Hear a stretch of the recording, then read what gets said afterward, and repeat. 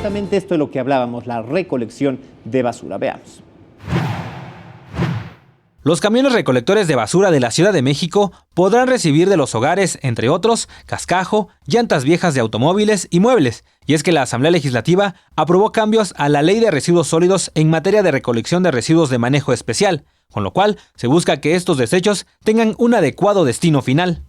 Se posibilita al personal de limpia de cada una de las demarcaciones territoriales la recolección de los residuos de construcción, residuos con potencial de reciclaje o aprovechamiento y de manejo especial en virtud de las normas ambientales 001, 007 y 024, la cual entrará en vigor el próximo 8 de julio del presente año.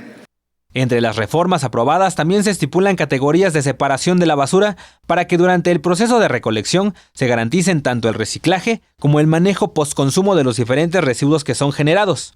De igual forma, mandata que los camiones recolectores cuenten con un distintivo oficial del Gobierno de la Ciudad de México, a efecto de formalizar esta actividad y ubicar a quienes lo hacen de manera ilegal.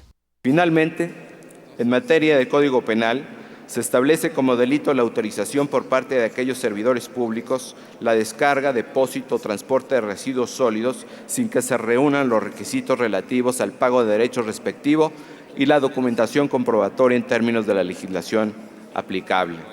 Es decir, a quien no cuente con el permiso expedido por la autoridad competente para la recolección de residuos sólidos, se le impondrán hasta 4 años de prisión. Edwin Hernández, 21 Noticias.